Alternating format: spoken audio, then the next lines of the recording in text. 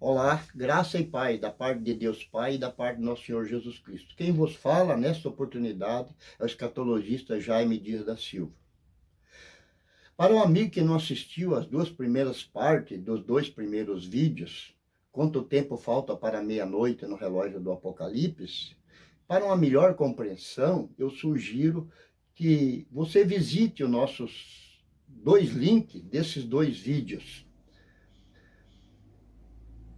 Continuando o nosso vídeo, vamos abordar agora o quarto período, que são os últimos anos da grande tribulação.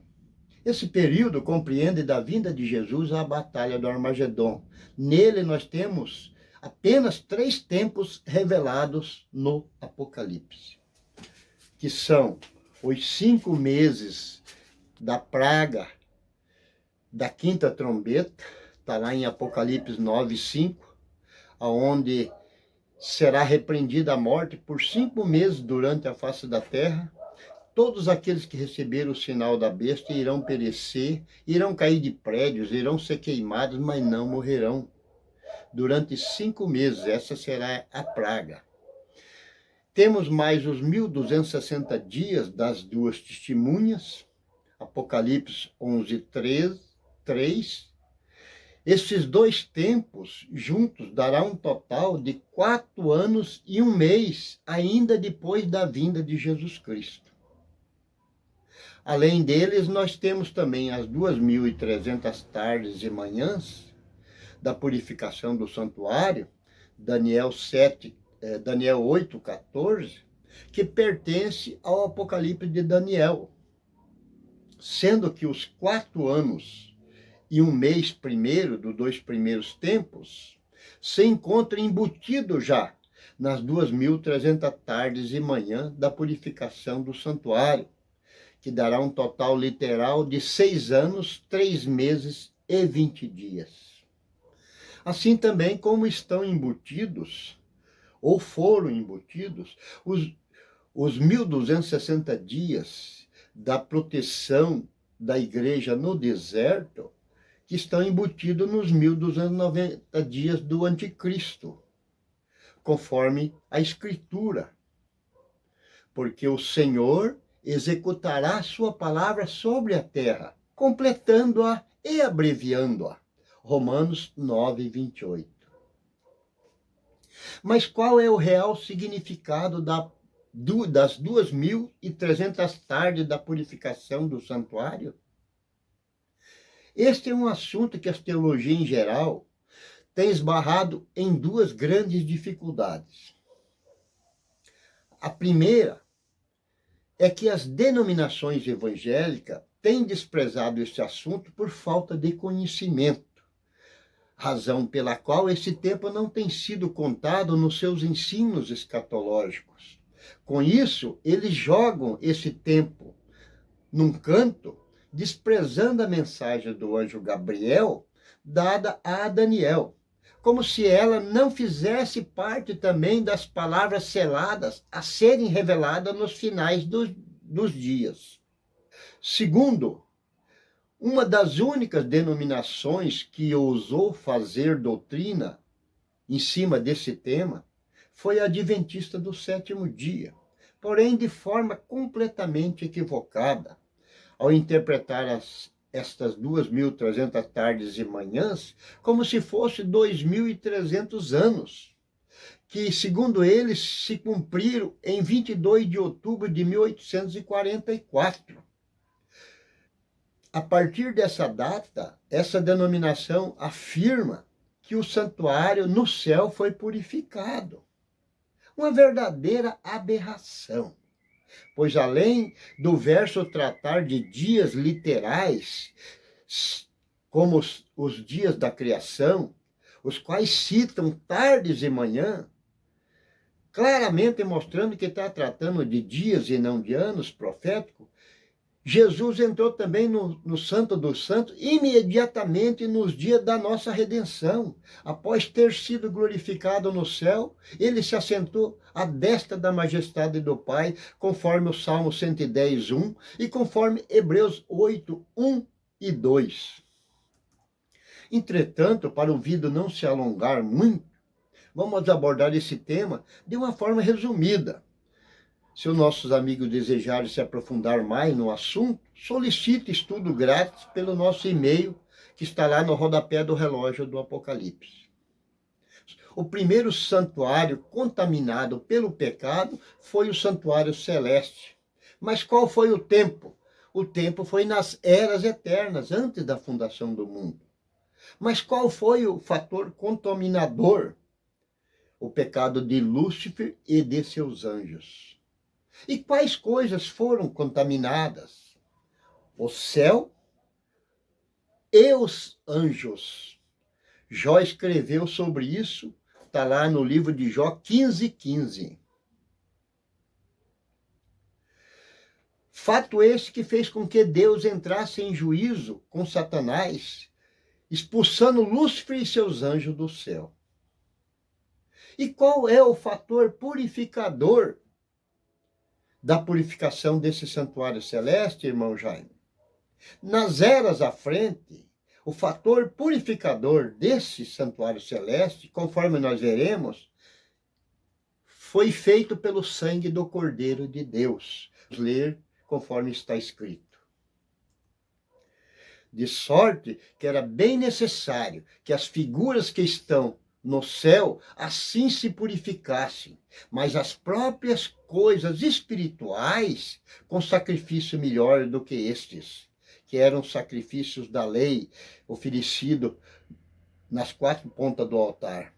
Porque Cristo não entrou num santuário feito por mãos, figura do verdadeiro santuário, porém no mesmo céu, para agora comparecer por nós perante a face de Deus. Hebreus 9, 23 e 24. Tempos à frente, o Senhor criou o nosso mundo, formou o homem do pó da terra, pôs o casal patriarcal no paraíso, onde antes havia perfeita comunhão do homem e a mulher com Deus, pois o Senhor, na viração da tarde, vinha passear, visitar o casal patriarcal. Gênesis 3, 8. Entretanto, novamente, o pecado contaminou a criação divina, conforme veremos a seguir. Sendo então o segundo santuário contaminado pelo pecado, que é o paraíso. Mas qual foi o tempo? Desde a fundação do mundo. E qual foi o fator contaminador desse santuário? O pecado de Adão e Eva. Mas quais são as coisas que foram contaminadas pelo pecado? O paraíso, Adão e Eva e toda a terra.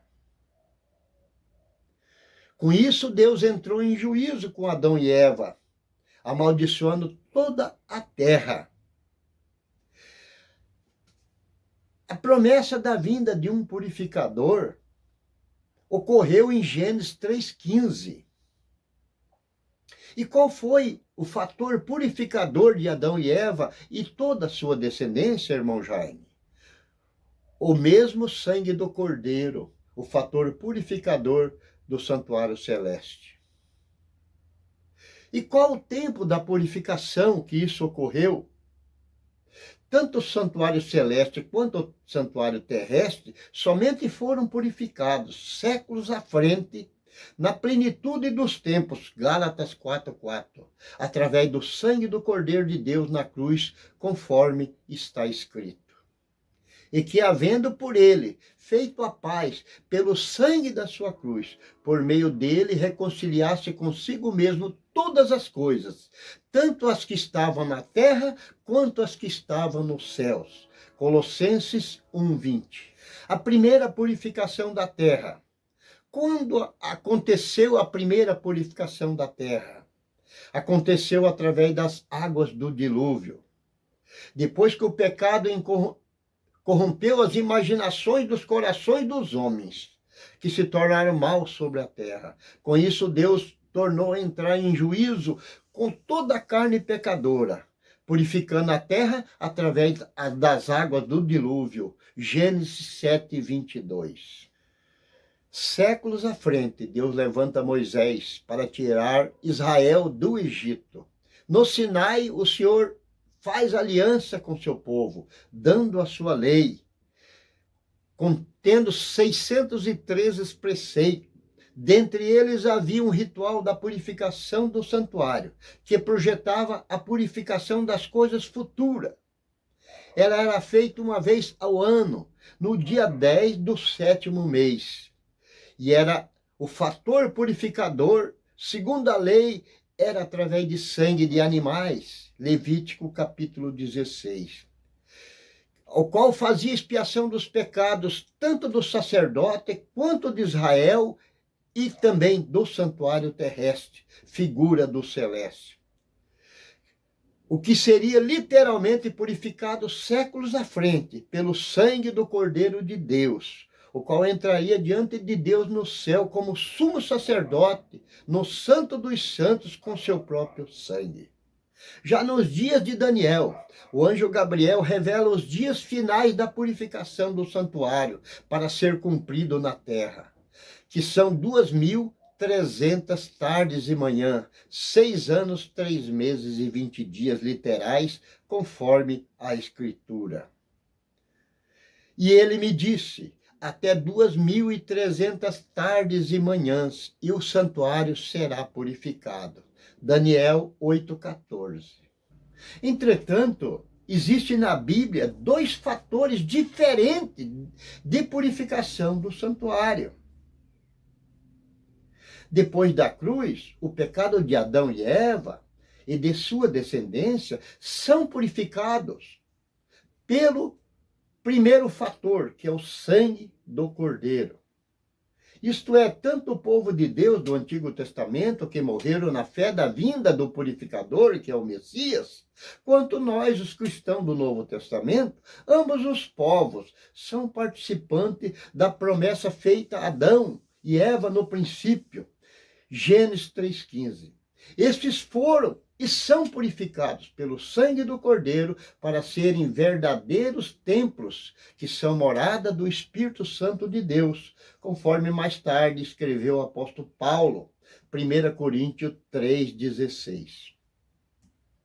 João também nos garante esta purificação ao dizer, mas se nós andarmos na luz, como ele na luz está, temos comunhão uns com os outros, e o sangue de Jesus Cristo, seu Filho, nos purifica de todo o pecado. João 1,7. Mas qual o segundo fator purificador? O segundo fator purificador já não é mais sobre corpos, é sobre todo o planeta Terra. Aqui já não entra mais o sangue do Cordeiro, pois sobre os ímpios e todos aqueles que rejeitaram a salvação antes, o fator purificador não será mais as águas do dilúvio, mas com fogo e com a sua espada, através da ira do Cordeiro, a partir da vinda de Jesus à batalha do Armagedon, conforme está escrito. Porque com fogo e com sua espada entrará o Senhor em juízo com toda a carne, e os mortos do Senhor serão multiplicados. Isaías 66:16. Portanto, assim como foi nos dias de Noé, assim será também na vinda do Filho do Homem. Mateus 24:37. Nele Jesus purificará toda a terra de seus pecadores, conforme está escrito. E mandará o Filho do Homem os seus anjos, e eles colherão do seu reino tudo que causa escândalo e iniquidade, e lançá-los-ão na fornalha de fogo, e ali haverá pranto e ranger de dentes. Mateus 13:41-42. Esse longo tempo de purificação da terra foi denominado também por João Batista de limpeza da eira, conforme está escrito. Em sua mão tem a pá, e limpará sua eira, e recolherá o trigo no seu celeiro, e queimará a palha com fogo que nunca se apagará. Mateus 3:12. Depois dessa explicação, agora nós podemos entender a pregação feita também pelo mesmo João Batista, quando apresentou Jesus lá no Jordão, dizendo àquela multidão: eis aí o Cordeiro de Deus que tira o pecado do mundo. Para o seu povo ele tira o pecado, purifica o seu povo do pecado com seu sangue. Para os ímpios ele tira o pecado do mundo na destruição, na exterminação de toda a carne pecadora através da ira do Cordeiro. Portanto, no final da ira do Cordeiro, que são os últimos 7 anos da grande tribulação, com as calamidades das 7 trombetas das pragas, mais o derramar das 7 taças da ira de Deus, e mais a batalha final do Armagedon, finalmente o nosso céu e toda a nossa terra estarão purificados, cumprindo assim as 2.300 tardes e manhã da purificação do santuário. Dias estes que se prolongarão ainda até o início do milênio, quando o povo de Deus enterrarão os corpos dos pecadores mortos por 7 meses para purificar toda a terra, conforme está escrito. E a casa de Israel os enterrará por 7 meses para purificar a terra. Ezequiel 39, 12. Conforme vimos, o resultado do longo processo da purificação do santuário, nos fins dos dias, manifestará 2 principais objetivos divinos. O primeiro é de o Senhor Deus apresentar a sua justiça, através da exaltação do agente purificador, que é nosso Senhor Jesus Cristo, colocando-o à sua direita no céu. E o segundo objetivo é manifestar o seu juízo com a aniquilação do agente contaminador de toda a sua criação, que é Satanás e a sua companhia, debaixo dos pés do seu filho, conforme está escrito. Disse o Senhor ao meu Senhor: assenta-te à minha mão direita, até que eu ponha os teus inimigos por escabelo dos teus pés. Salmo 110, 1. O apóstolo Paulo foi até mais ousado, entendendo esse assunto, e disse para a igreja de Roma: e o Deus de paz esmagará em breve Satanás debaixo de vossos pés. A graça do nosso Senhor Jesus Cristo seja convosco. Amém. Romanos 16, 20. Portanto, somados as 2.300 tardes e manhã, com os tempos que ainda faltam serem revelados, tais como os tempos das outras trombetas das pragas, mais o tempo das vozes dos 7 trovões, mais o tempo das 7 taças da ira de Deus que não foram ainda revelados, superaremos facilmente 7 anos da vinda de Jesus à batalha do Armagedon, que somados com os outros 14 anos e 45 dias mostrados nas 2 primeiras partes do estudo, esses tempos cumpridos antes da vinda do Senhor, teremos um total de 21 anos com muita folga de grande tribulação, superando a pregação pré- e pós-tribulacionista tradicional de uma grande tribulação de apenas 7 anos, baseada apenas na última semana de Daniel, que dirá então a pregação errônea dos mesmos tribulacionistas para uma grande tribulação de apenas 3 anos e meio. Isso é vituperar as escrituras. Esses homens precisam ter conhecimento de profecia antes de sair dando profetada por aí. Portanto, ao término dessa primeira parte, quero agradecer ao Deus Pai de nosso Senhor Jesus Cristo, que aprove revelar esse grande mistério, oculto a todos os tempos, as teologias de todas as gerações, que em gratidão eu quero fazer minha as palavras do apóstolo Paulo, que disse: ó profundidade da riqueza, tanto da sabedoria como da ciência de Deus. Quão insondáveis são os seus juízos e quão inescrutáveis são os seus caminhos. Romanos 11:33. Não percam o nosso próximo vídeo aula, Nele nós iremos abordar uma das 8 principais sequências escatológicas do relógio do Apocalipse, mostrando que Deus, através das 4 estações do ano, verão, outono, inverno e primavera, tem anunciado o fim desde o princípio. Que Deus vos abençoe. Escatologista Jaime Dias da Silva, Curitiba, Paraná.